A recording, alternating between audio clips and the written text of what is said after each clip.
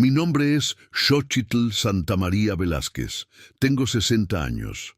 Y jamás pensé que el día del funeral de mi padre sería el día en que mi propia familia me haría sentir como un extraño indeseado en mi propio duelo.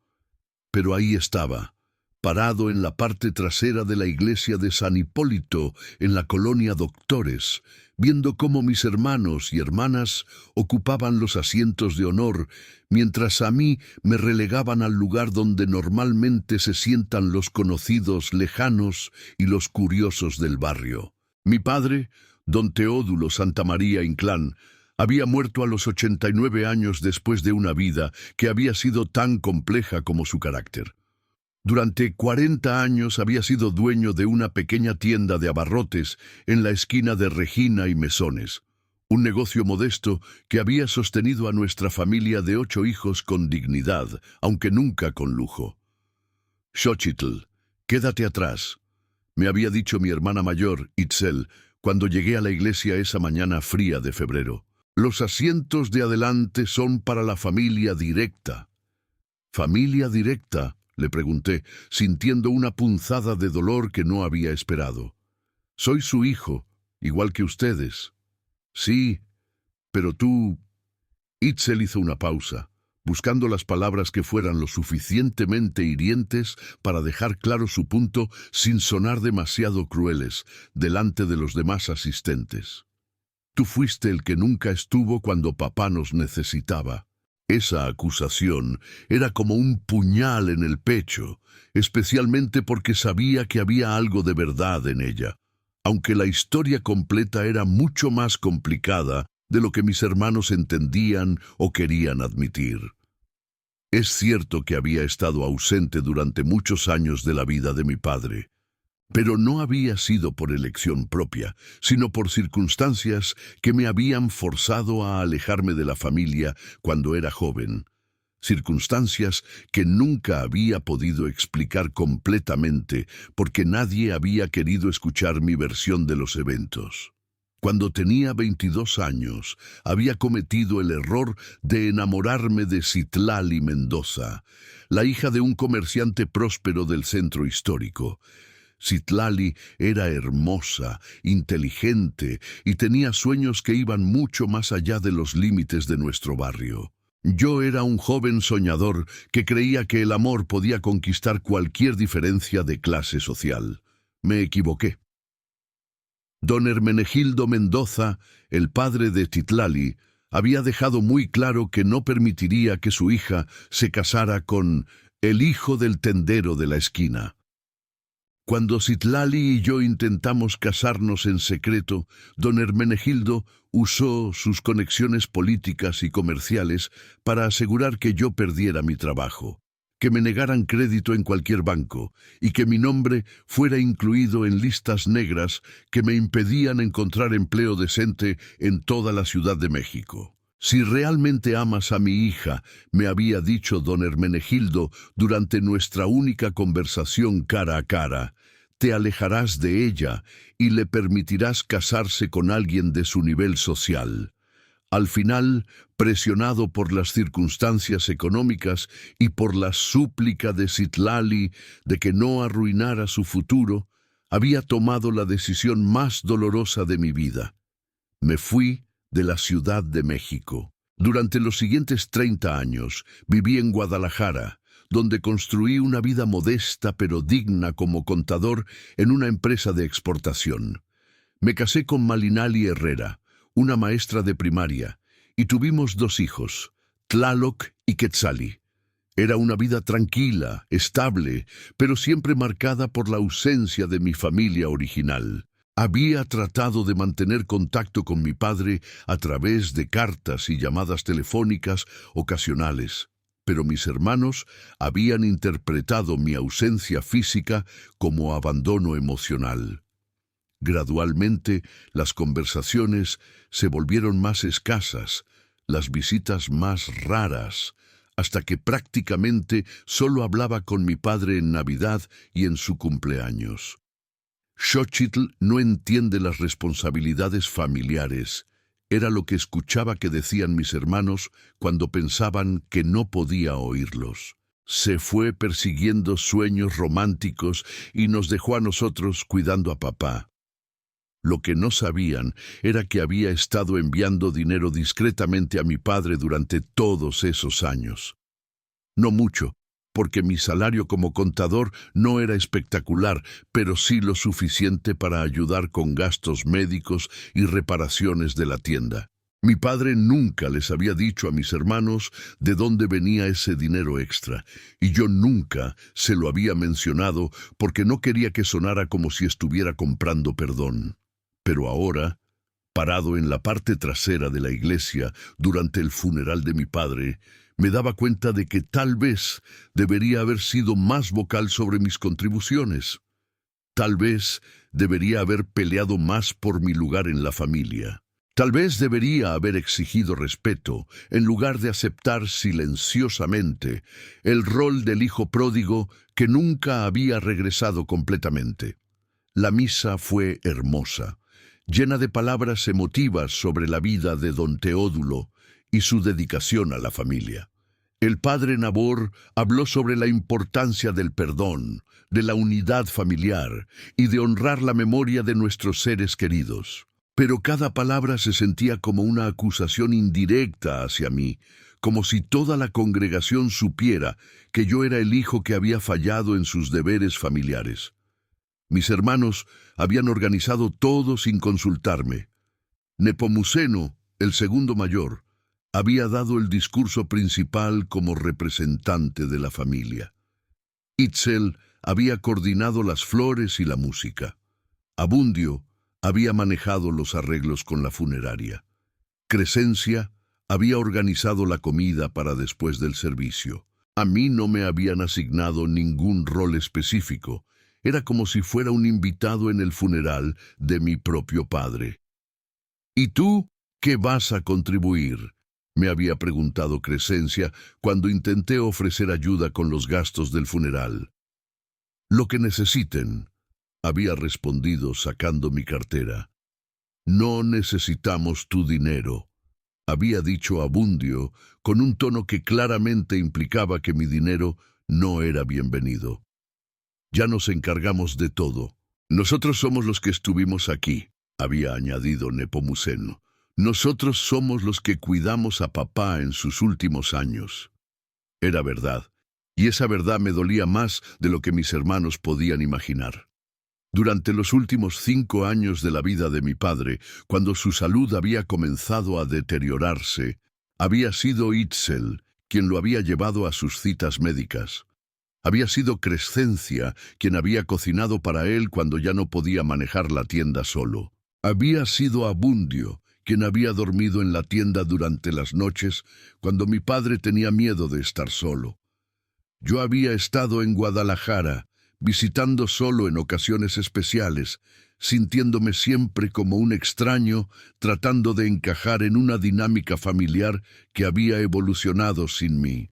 Después de la misa, durante el cortejo hacia el cementerio de Dolores, nuevamente me encontré relegado a caminar con los amigos de la familia y los vecinos, mientras mis hermanos caminaban junto al ataúd como los dolientes principales.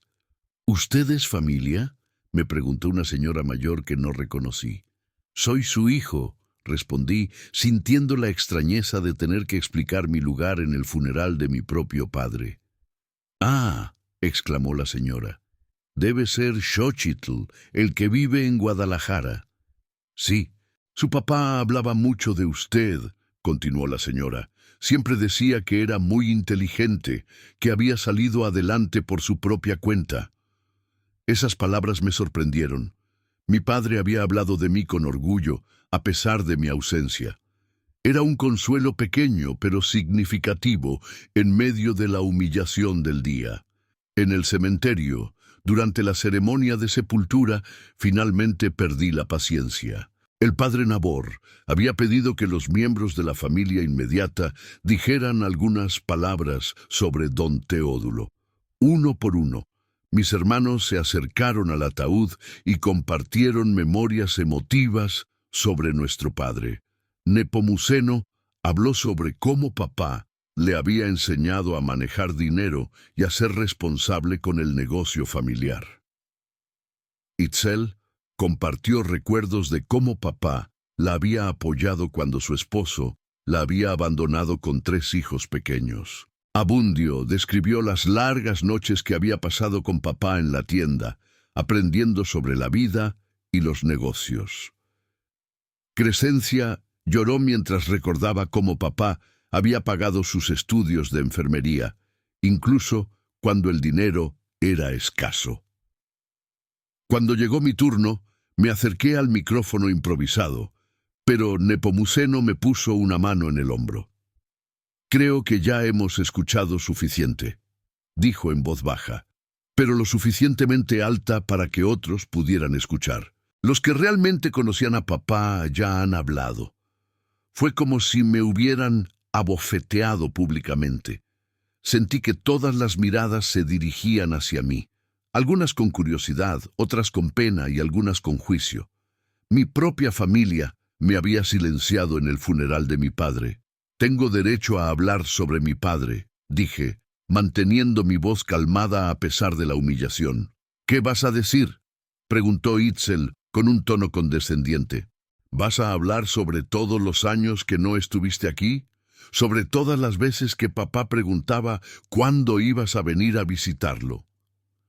«Voy a hablar sobre el hombre que me enseñó a trabajar duro y a mantener mi dignidad, incluso cuando las circunstancias son difíciles», respondí. «Xochitl», intervino Abundio, «tal vez este no es el momento ni el lugar». «¿Cuándo es el momento entonces?», exploté finalmente. «¿Cuándo van a permitir que yo también lamente la muerte de mi padre? ¿Cuándo van a reconocer que, a pesar de la distancia, él también era mi papá?» «Era tu papá», dijo Crescencia, «pero nosotros éramos su familia diaria». Esa frase me partió el corazón porque sabía que era verdad. Ellos habían sido la familia diaria de mi padre, habían estado presentes para las pequeñas alegrías y las pequeñas tristezas. Habían compartido las comidas cotidianas, las conversaciones casuales, las preocupaciones menores que forman la textura real de las relaciones familiares. Yo había sido el hijo distante, el que llamaba en los cumpleaños, el que enviaba dinero pero no presencia, el que tenía buenas intenciones, pero que nunca había logrado traducir esas intenciones en la clase de compromiso constante que mis hermanos habían demostrado. «Tienen razón», dije finalmente, sintiendo que la pelea se desvanecía de mi espíritu.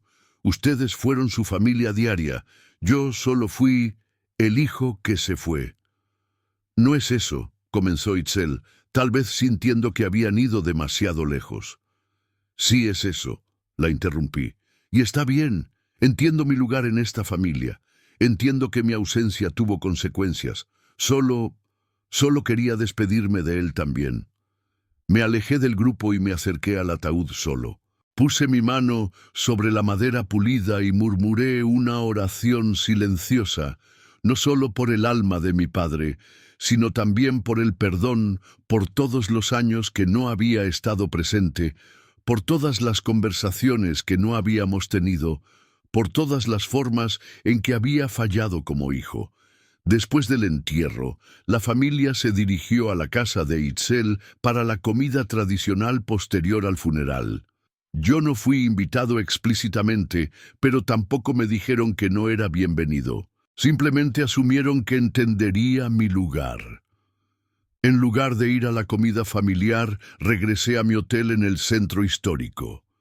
Había reservado una habitación en el Hotel Majestic porque quería estar cerca de los lugares donde había crecido, pero no quería imponer mi presencia en ninguna de las casas de mis hermanos.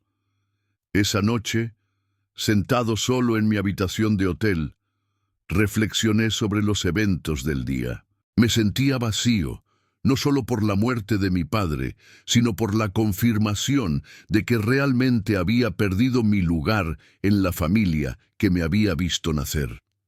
Había venido a Ciudad de México esperando encontrar algún tipo de cierre, alguna forma de reconectar con mis raíces familiares. En lugar de eso, había sido confrontado con la realidad de que las decisiones que había tomado décadas atrás habían tenido consecuencias permanentes. Mis hermanos no eran malvados. Eran personas buenas que habían cargado con responsabilidades que yo había abandonado. Su resentimiento hacia mí era comprensible, incluso justificado en muchos aspectos, pero eso no hacía que doliera menos. Al día siguiente, tenía programado encontrarme con el notario de mi padre para la lectura del testamento. Era una formalidad legal que esperaba pasar rápidamente. Había asumido que mi padre habría dejado todo a los hijos que habían estado presentes, que habían cuidado de él, que habían ganado su herencia a través de años de dedicación constante. No esperaba recibir nada sustancial, y honestamente, no me sentía con derecho a nada. Si acaso recibía algún recuerdo sentimental, una fotografía o tal vez algún libro de contabilidad de la tienda, estaría agradecido. Lo que no sabía era que mi padre había estado guardando secretos durante décadas. Secretos que cambiarían completamente la dinámica familiar que había aceptado como definitiva.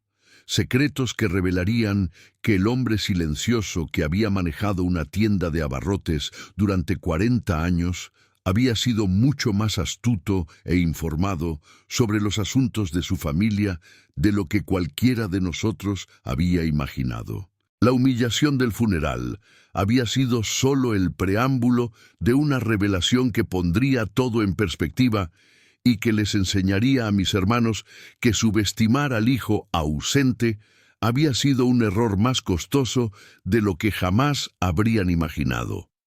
Pero esa revelación tendría que esperar hasta la mañana siguiente, cuando nos reuniéramos en el despacho del notario y descubriéramos que don Teodulo Santamaría Inclán había tenido la última palabra en una conversación familiar que había durado décadas. La oficina del licenciado Cuauhtémoc Villarreal estaba ubicada en un edificio colonial restaurado en la calle de Tacuba, no muy lejos del centro histórico donde había crecido.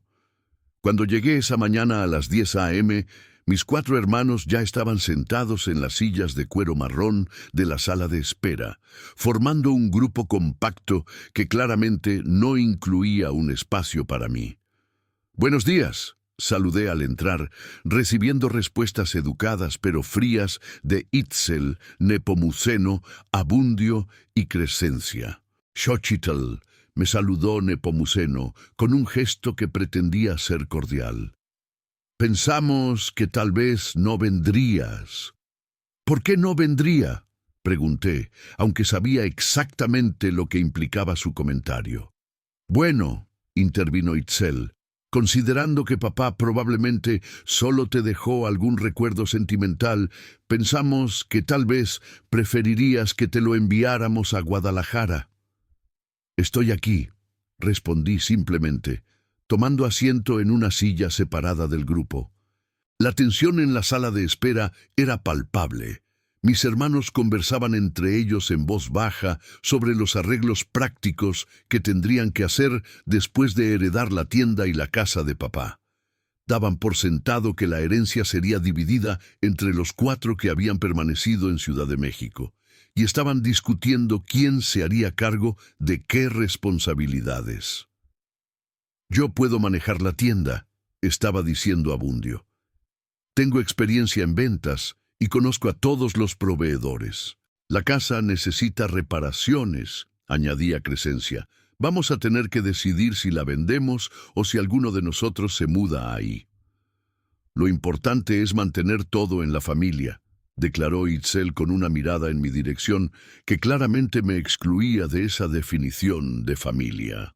A las 10:15 a.m., la secretaria del licenciado nos invitó a pasar a su oficina. Era un espacio impresionante, con libros de leyes que llegaban hasta el techo, diplomas enmarcados y un escritorio de caoba que había visto mejores días pero que irradiaba autoridad legal. El licenciado Villarreal era un hombre de aproximadamente 70 años, con cabello completamente blanco y lentes que le daban un aire de sabiduría acumulada. Había sido el abogado de mi padre durante más de 20 años, manejando no solo asuntos legales, sino también sirviendo como confidente y consejero. «Buenos días, familia Santamaría», nos saludó con una formalidad que sugería que la reunión que estaba a punto de dirigir sería más complicada de lo que mis hermanos anticipaban. Antes de comenzar con la lectura del testamento, quiero expresar mis condolencias por la pérdida de don Teodulo. Era un hombre excepcional. «Gracias, licenciado», respondió Nepomuceno, actuando como vocero no oficial de la familia. «Ahora», continuó el licenciado, abriendo una carpeta gruesa, «debo informarles que el testamento de su padre es considerablemente más complejo de lo que ustedes podrían esperar».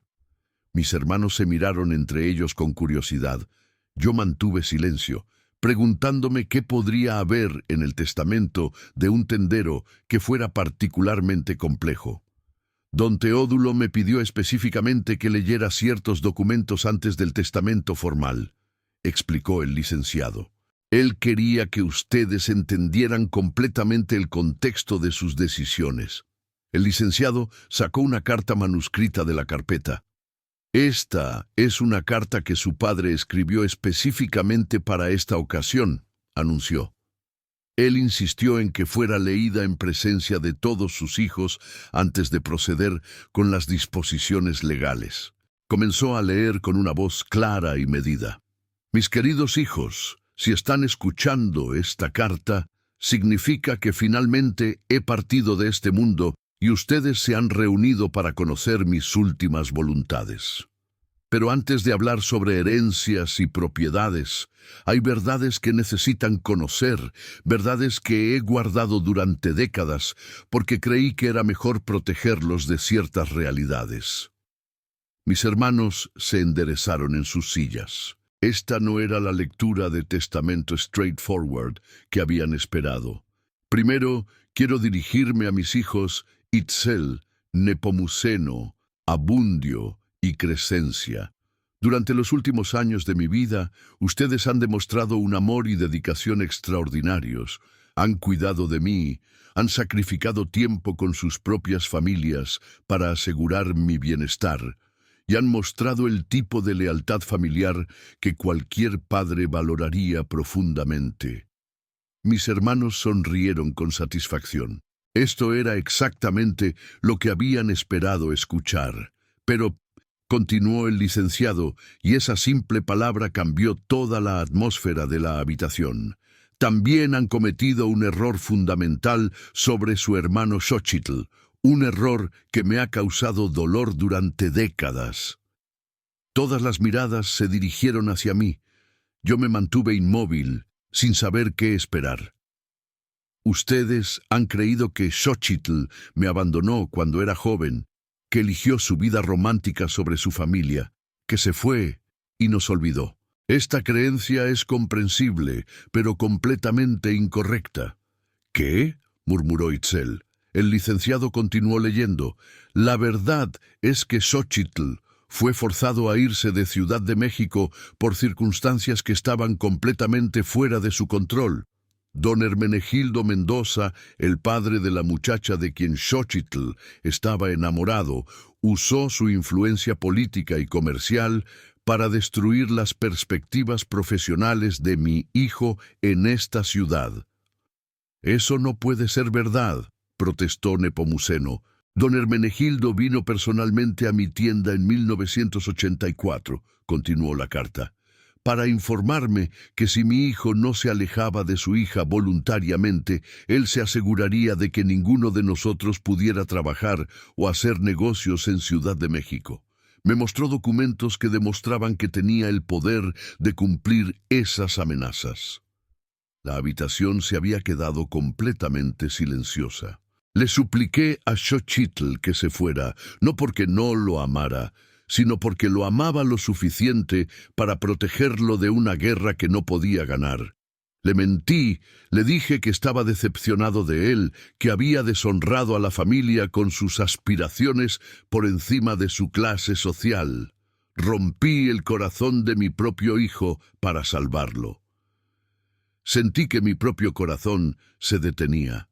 Mi padre había sabido todo el tiempo por qué me había ido y había cargado con ese secreto durante 30 años. Pero Xochitl nunca me abandonó realmente, prosiguió el licenciado leyendo. Durante todos estos años me ha enviado dinero mensualmente, no mucho, pero consistentemente. Cuando necesité cirugía en 2010, Xochitl pagó todos los gastos médicos que el seguro no cubrió. Cuando la tienda necesitó reparaciones en 2015, Xochitl envió el dinero para el nuevo techo. Cuando mi refrigerador se descompuso el año pasado, Xochitl pagó por uno nuevo. Mis hermanos me miraban con incredulidad total. Nunca les dije de dónde venía este dinero extra porque Xochitl me pidió que mantuviera sus contribuciones en secreto. Él no quería que pareciera que estaba comprando perdón o tratando de compensar su ausencia con dinero. Pero yo sabía que cada peso que enviaba era una expresión de amor filial que nunca había disminuido. «¿Por qué nunca nos dijiste nada?», murmuró Crescencia, con lágrimas formándose en sus ojos. La carta continuaba. «Y ahora llegamos a la parte más difícil de esta confesión. Durante los últimos 5 años, mientras ustedes cuidaban de mí día a día, yo estaba en comunicación regular con Xochitl a través de cartas y llamadas telefónicas. Él sabía sobre cada problema de salud, cada preocupación financiera, cada momento importante de mi vida. Lo mantuve informado porque, a pesar de la distancia, él seguía siendo mi hijo. Más importante aún, Xochitl había planeado regresar a Ciudad de México de forma permanente.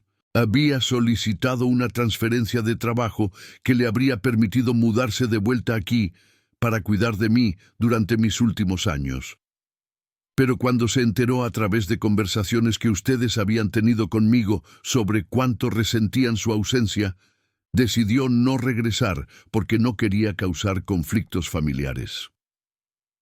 El silencio en la oficina del licenciado era ensordecedor.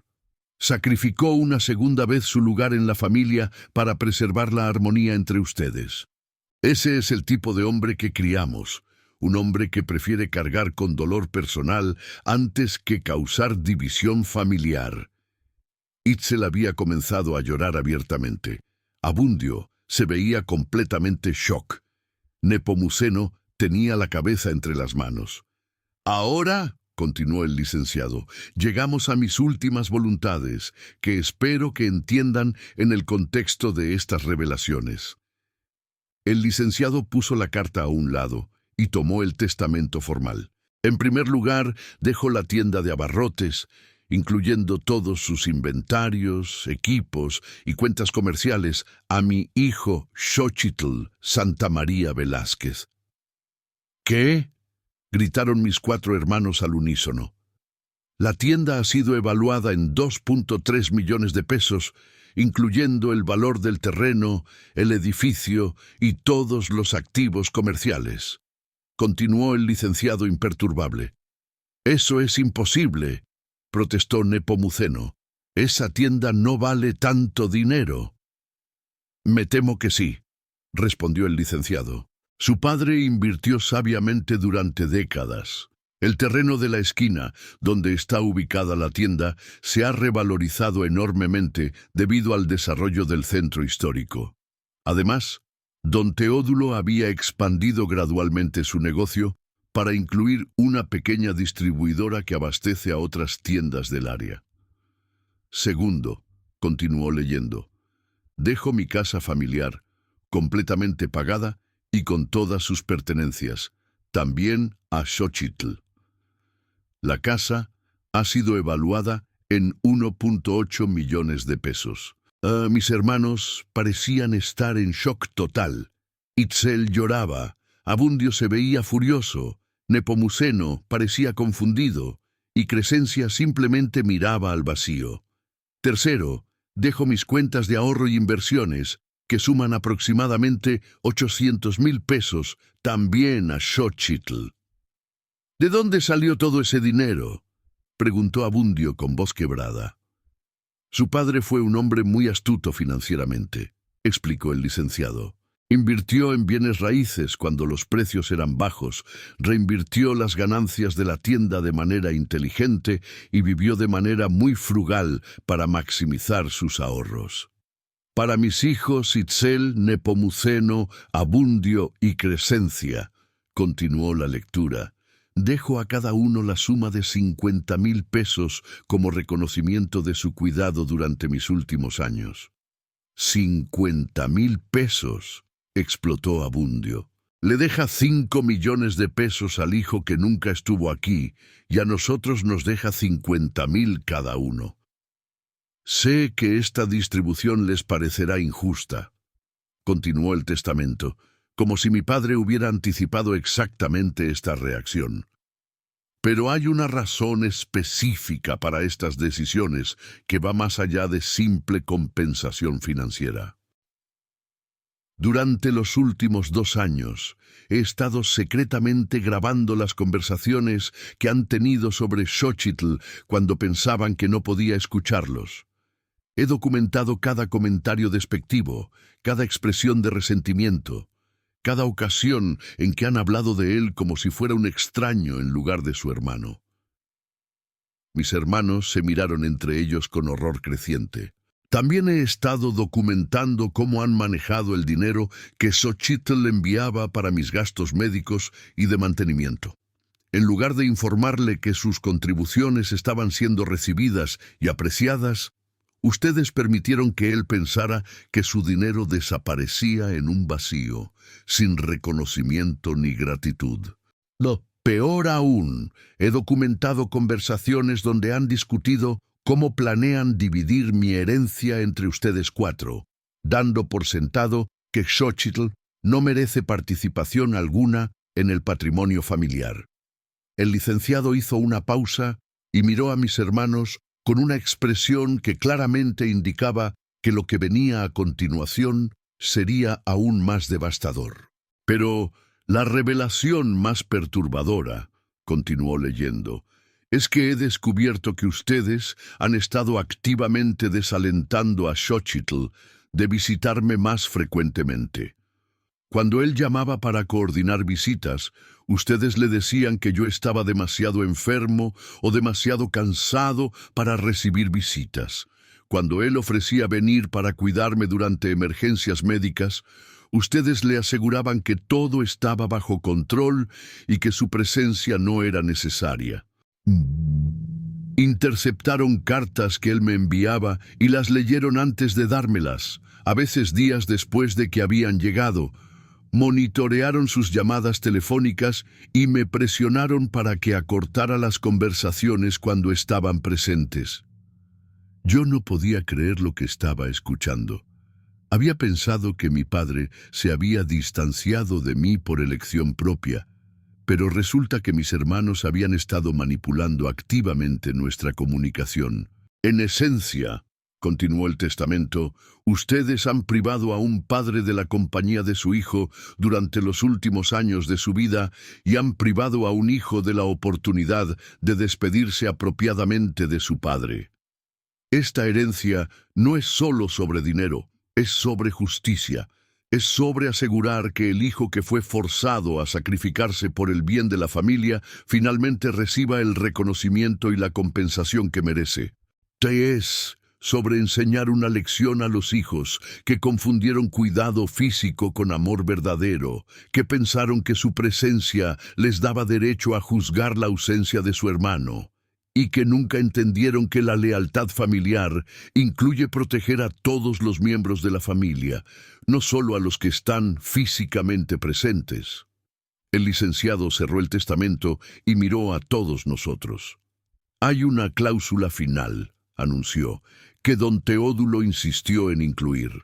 Si cualquiera de mis hijos intenta impugnar este testamento legal y moralmente, perderá automáticamente incluso los 50,000 pesos que le he dejado. Este testamento ha sido verificado por 3 abogados independientes y ha sido estructurado de manera que es legalmente incontestable. Además, he preparado cartas selladas que serán enviadas a los empleadores, amigos y contactos comerciales de cualquier hijo que intente impugnar este testamento, explicando exactamente por qué tome estas decisiones. Sus reputaciones en esta comunidad dependerán de su capacidad de aceptar estas decisiones con dignidad. Mis hermanos se veían completamente devastados. No solo habían perdido la herencia que habían dado por sentada, sino que habían sido confrontados con evidencia irrefutable de que sus acciones hacia mí habían sido documentadas y juzgadas por nuestro padre. ¿Cuándo entra en vigor todo esto?, preguntó Itzel con voz apenas audible. Inmediatamente, respondió el licenciado. Xochitl puede tomar posesión de la tienda, la casa y las cuentas bancarias tan pronto como firme los documentos de transferencia. Me voltearon a mirar, y por primera vez en décadas no era con resentimiento o juicio, era con una mezcla de shock, culpa y lo que parecía ser el comienzo de comprensión sobre cuán equivocados habían estado sobre mi lugar en la familia. Xochitl, murmuró Nepomuceno, nosotros no sabíamos. Lo sé, respondí, sintiendo una mezcla compleja de vindicación y tristeza. Pero papá sí sabía, y aparentemente él entendía mucho más sobre nuestra dinámica familiar de lo que cualquiera de nosotros pensaba. ¿Vas a perdonarnos?, preguntó Crescencia. No sé, respondí honestamente. Todavía estoy procesando todo esto. Pero lo que sí sé es que papá quería que entendieran que la familia verdadera no se trata solo de estar físicamente presente. Se trata de amor, respeto y apoyo mutuo, incluso a distancia. Mis hermanos parecían estar luchando con la realidad de que el hermano que habían menospreciado durante décadas había resultado ser más leal y generoso de lo que jamás habían imaginado, mientras que ellos, que se habían visto a sí mismos como los hijos devotos, habían sido expuestos como manipuladores y excluyentes. La reunión en la oficina del licenciado había terminado, pero sabía que las conversaciones y consecuencias de estas revelaciones apenas estaban comenzando. Mi padre había tenido la última palabra en una conversación familiar que había durado décadas, y esa palabra había sido una lección sobre justicia, perdón y las verdaderas responsabilidades del amor familiar. Después de salir de la oficina del licenciado Villarreal, ninguno de nosotros sabía qué decir. Mis 4 hermanos caminaban en silencio por la calle de Tacuba, procesando la realidad de que todo lo que habían creído sobre nuestra dinámica familiar durante los últimos 30 años había sido una construcción basada en información incompleta y en muchos casos en mentiras que ellos mismos habían perpetuado. Xochitl, finalmente dijo Itzel, cuando llegamos a la esquina donde nuestros caminos se separarían. ¿Podríamos hablar? ¿Todos nosotros? ¿En algún lugar privado? ¿Para qué?, pregunté, no con crueldad, sino con genuina curiosidad sobre qué podrían decirme que cambiara algo después de las revelaciones que acabábamos de escuchar. Para intentar explicar, murmuró Nepomuceno. Para intentar entender cómo llegamos a este punto.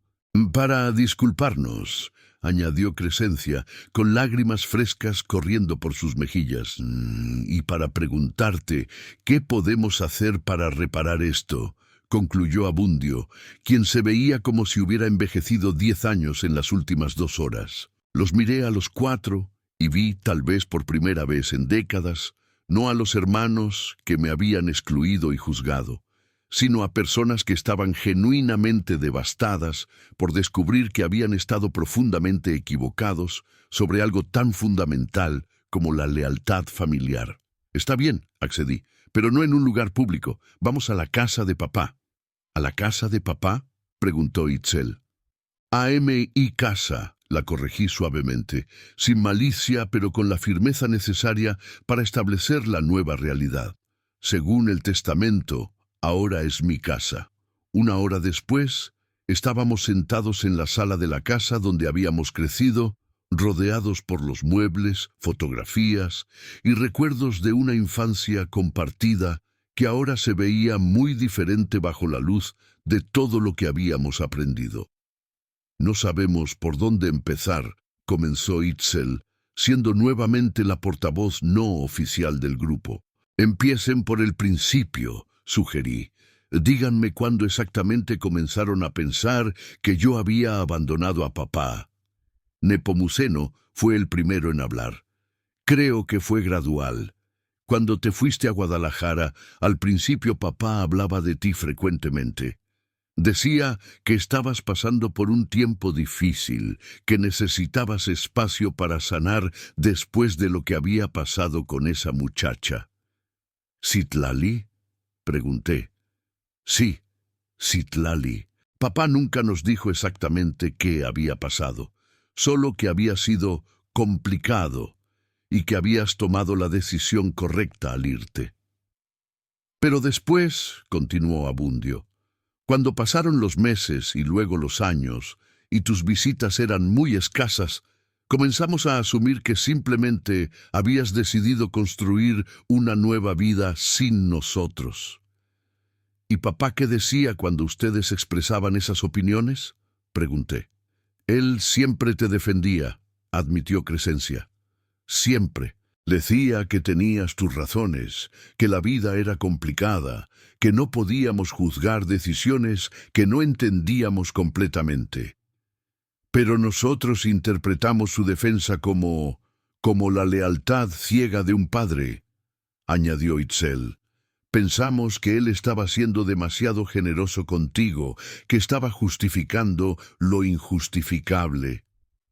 ¿Y cuándo comenzaron a interferir activamente con nuestra comunicación?, pregunté, aunque la pregunta me dolía hacer. Mis hermanos se miraron entre ellos con vergüenza evidente. Eso comenzó hace aproximadamente 5 años, admitió Nepomuceno, cuando papá comenzó a tener problemas de salud más serios. Al principio fue sutil, explicó Abundio. Cuando llamabas y papá estaba realmente cansado o había tenido un mal día, nosotros tomamos la decisión de decirte que no era buen momento para hablar largo. Pensamos que lo estábamos protegiendo, añadió Crescencia. Veíamos que después de tus llamadas telefónicas, él a veces se ponía triste, y asumimos que era porque tu ausencia le dolía. No entendimos, continuó Itzel, que él se ponía triste porque las llamadas le recordaban cuánto te extrañaba, no porque estuviera resentido contigo. ¿Y las cartas?, pregunté. Las cartas fueron un error más grande, admitió Nepomuceno.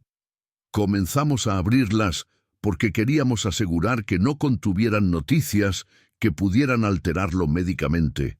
Pero cuando leíamos sobre tu vida en Guadalajara, sobre tu esposa y tus hijos, sobre tu trabajo, sobre lo bien que te estaba yendo, Abundio hizo una pausa, luchando por encontrar las palabras. Se sentía como si estuvieras restregando en la cara que habías construido una vida mejor sin nosotros, completó Crescencia. No entendimos que estabas compartiendo tu vida con papá porque lo amabas, añadió Itzel. Lo interpretamos como si estuvieras presumiendo. ¿Y el dinero?, pregunté. El dinero que enviaba mensualmente, el dinero para las emergencias médicas, para las reparaciones de la tienda, para el nuevo refrigerador. El silencio que siguió fue ensordecedor. No sabíamos, murmuró finalmente Nepomuceno. Papá nunca nos dijo de dónde venía ese dinero extra. Cuando le preguntábamos, añadió Abundio, él decía que había tenido una buena semana en la tienda, o que había cobrado alguna cuenta vieja, o que había encontrado dinero que había guardado y se había olvidado.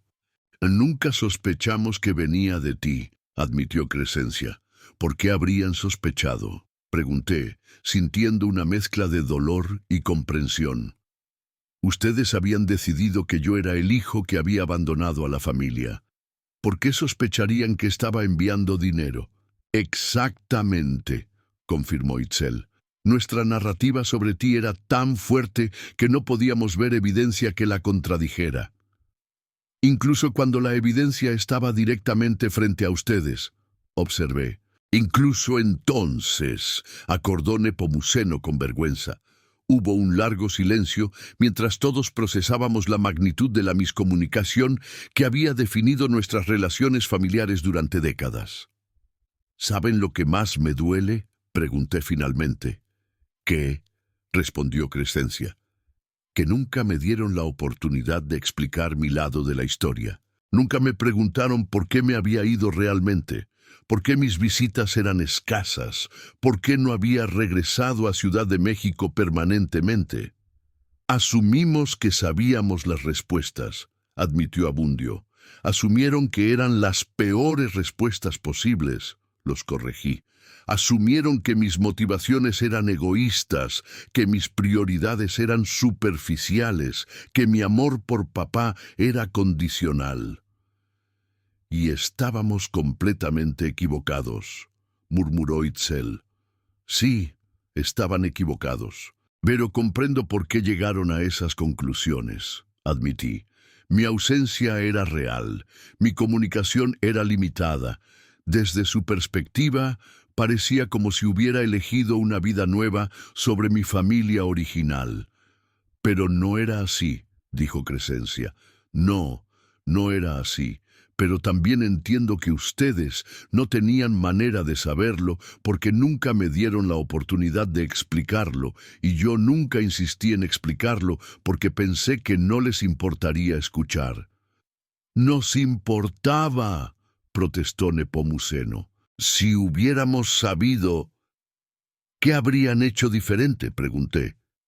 «Todo», respondió Abundio inmediatamente. «Habríamos hecho todo diferente. Habríamos apoyado tus visitas en lugar de desalentarlas», añadió Crescencia. «Habríamos reconocido tu apoyo financiero en lugar de ignorarlo», continuó Itzel. «Habríamos incluido en las decisiones sobre el cuidado de papá en lugar de excluirte», concluyó Nepomuceno. «Y habríamos defendido tu lugar en la familia en lugar de cuestionarlo», murmuró Abundio. «Sobre todo», dijo Itzel con voz quebrada, «no te habríamos humillado en el funeral de papá. No te habríamos tratado como un extraño en el día más difícil de tu vida». Esas palabras me golpearon fuerte porque esa humillación había sido lo que más me había dolido de toda la experiencia. Esa humillación, admití, fue lo que más me lastimó. No solo porque me doliera ser excluido, sino porque sentí que estaba siendo castigado por decisiones que había tomado bajo presión, circunstancias que estaban fuera de mi control. «Lo sentimos muchísimo», dijo Crescencia, llorando abiertamente ahora. «No sabíamos, no entendíamos, pero eso no excusa cómo te tratamos». «No», acordé, «no lo excusa, pero ayuda a explicarlo». «Ah, Xochitl», preguntó Nepomuceno, «¿hay alguna manera de que puedas perdonarnos? ¿Alguna manera de que podamos reconstruir nuestra relación como hermanos?» Esa era la pregunta que había estado esperando y temiendo. Durante las últimas 48 horas había experimentado vindication, justicia y una sensación de que finalmente la verdad había salido a la luz. Pero también había experimentado tristeza por todo el tiempo perdido, por todas las oportunidades de conexión familiar que habían sido desperdiciadas por malentendidos y suposiciones incorrectas. «No sé», respondí honestamente. «El perdón no es algo que pueda decidir en este momento. Hay demasiado dolor acumulado, demasiados años de sentirse excluido y juzgado». «Entendemos», murmuró Itzel. «Pero», continué, «sí quiero intentar entender cómo podemos seguir adelante como familia, si es que podemos». «¿Qué necesitarías de nosotros?», preguntó Abundio. «Tiempo», respondí inmediatamente. Necesito tiempo para procesar todo esto, para decidir qué clase de relación quiero tener con ustedes en el futuro. Y mientras tanto, preguntó Crescencia, mientras tanto, creo que necesitamos establecer algunas verdades fundamentales sobre cómo van a ser las cosas de ahora en adelante. ¿Cómo cuáles?, preguntó Nepomuceno. Como que soy el heredero principal de papá, y esa decisión fue tomada por buenas razones que él documentó cuidadosamente. No quiero disculpas por eso, no quiero que se sientan obligados a fingir que están felices al respecto, pero sí necesito que lo acepten como la realidad. Lo aceptamos, dijeron todos casi al unísono. Como que la tienda y la casa son ahora legalmente mías, pero que entiendo que ustedes tienen conexiones emocionales a estos lugares que no voy a ignorar o descartar. ¿Qué significa eso?, preguntó Itzel. Significa que no voy a vender la casa inmediatamente o hacer cambios drásticos en la tienda sin consideración por sus sentimientos. Pero también significa que las decisiones finales sobre estos lugares son mías. «Entendemos», acordó Abundio, «y significa», continué, «que si vamos a reconstruir relaciones familiares, van a ser relaciones entre adultos iguales que se respetan mutuamente, no relaciones donde ustedes me ven como el hermano irresponsable que necesita orientación o juicio». «Por supuesto», asintió Crescencia. «¿Y qué hay del dinero?», preguntó Nepomuceno. «Los 50,000 pesos que papá nos dejó a cada uno de nosotros. ¿Qué hay de eso? ¿Crees que nos los merecemos?». Esa pregunta me sorprendió por su honestidad. «Creo», respondí cuidadosamente, «que papá les dejó ese dinero porque reconocía que ustedes sí lo cuidaron durante sus últimos años, sin importar cuáles fueran sus motivaciones o cómo me trataron a mí en el proceso». «Pero también pensamos», dijo Itzel, «que tal vez deberíamos donar ese dinero a alguna organización benéfica en memoria de papá, como una manera de demostrar que entendemos que la herencia no se trataba realmente del dinero. Se trataba de justicia y reconocimiento», acordé. «Pero la decisión sobre qué hacer con su parte de la herencia es de cada uno de ustedes». «¿Qué vas a hacer tú con la tienda?», preguntó Abundio. «Todavía no lo sé», admití. «Necesito evaluar el negocio, entender sus operaciones, decidir si tiene sentido que yo la maneje desde Guadalajara o si necesito mudarme de vuelta a Ciudad de México». «¿Considerarías mudarte de vuelta?», preguntó Crescencia con esperanza evidente en su voz. «Es posible», respondí. «Mi esposa Malinali siempre ha querido conocer Ciudad de México mejor. Mis hijos, Tlaloc y Quetzali, están estableciendo sus propias carreras y podrían beneficiarse de las oportunidades que la capital ofrece». «¿Y qué hay de nosotros?», preguntó Nepomuceno. «¿Hay lugar para nosotros en esa visión del futuro?». «Posiblemente», respondí, «pero tendría que ser un lugar diferente del que han ocupado en mi vida hasta ahora». «¿Qué tipo de lugar?», preguntó Itzel. «El lugar de hermanos que me respetan, que confían en mí, que me incluyen en las decisiones familiares importantes y que no asumen que saben cuáles son mis motivaciones o prioridades». «Podemos hacer eso», afirmó Abundio. «Espero que puedan», respondí. «Pero va a requerir que cambien patrones de comportamiento que han existido durante 30 años. No va a ser fácil». «Estamos dispuestos a intentarlo», aseguró Crescencia. «¿Y qué hay de la memoria de papá?», preguntó Nepomuceno. «¿Cómo honramos lo que él trataba de enseñarnos con sus decisiones testamentarias?». Esa era una pregunta profunda que tocaba el corazón de por qué habíamos pasado por esta experiencia devastadora. «Creo», respondí, «que papá quería enseñarnos que la familia verdadera se basa en amor, respeto y apoyo mutuo, no solo en proximidad física o expectativas sociales. Quería que entendiéramos que juzgar a los miembros de la familia sin conocer toda la historia es destructivo», añadió Itzel. Y quería que aprendiéramos que la lealtad familiar incluye proteger y apoyar a todos los hermanos, no solo a los que están físicamente presentes, continuó Abundio.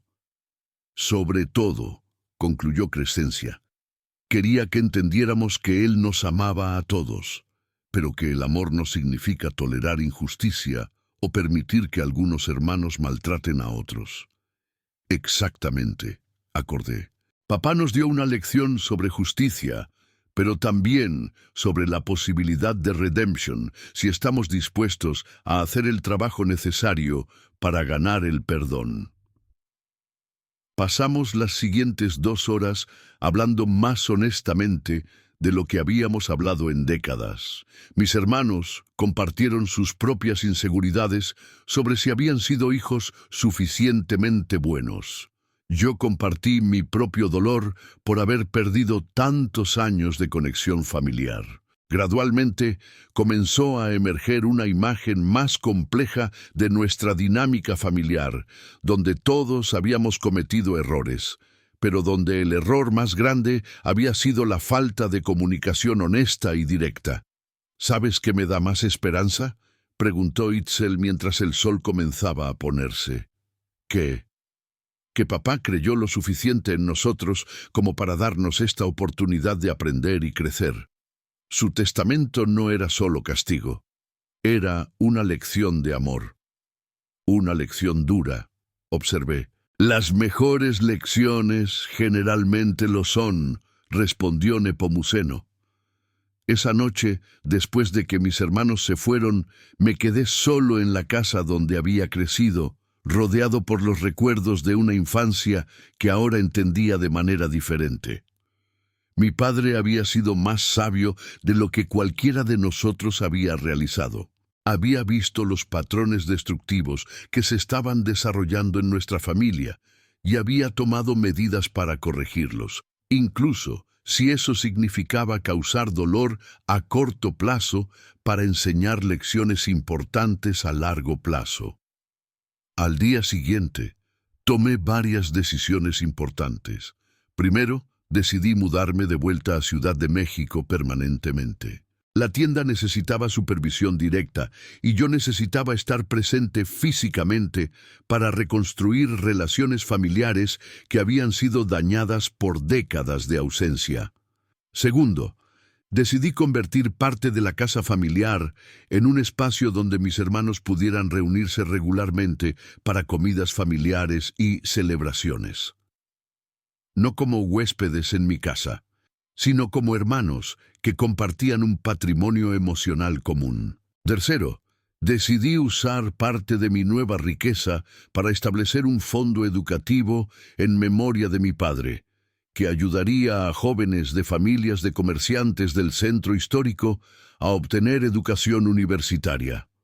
Cuarto, y más importante, decidí que el perdón era posible, pero que tendría que ser ganado gradualmente a través de acciones consistentes, no declarado inmediatamente a través de palabras. Mis hermanos, por su parte, tomaron sus propias decisiones sobre cómo honrar la memoria de nuestro padre y reparar el daño que habían causado.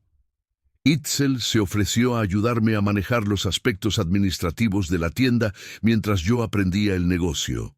Nepomuceno comenzó terapia familiar para entender mejor cómo sus propias inseguridades habían contribuido a los conflictos familiares. Abundio se disculpó públicamente en el barrio por haber hablado mal de mí durante años y comenzó a contar la historia real de por qué me había ido de Ciudad de México.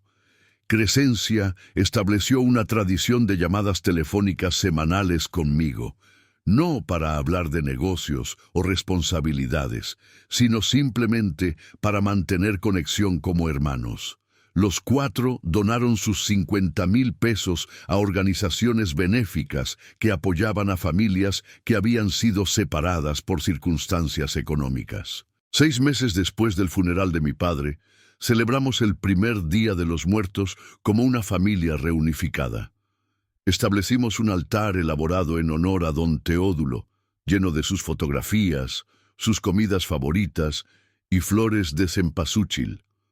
Pero lo más importante del altar era una carta que escribimos colectivamente, agradeciéndole por habernos enseñado que la familia verdadera requiere trabajo constante, comunicación honesta y la humildad de admitir cuando estamos equivocados. Gracias, papá, escribimos, por amarnos lo suficiente para corregirnos cuando lo necesitábamos y por creer en nosotros lo suficiente para darnos la oportunidad de crecer.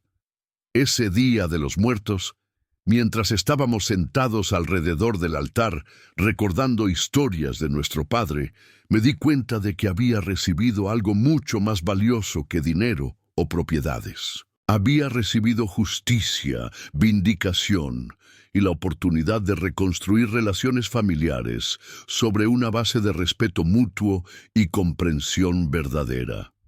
Mi padre me había dado la última palabra en una conversación que había durado 30 años. Pero más importante, me había dado las herramientas para comenzar una nueva conversación con mis hermanos.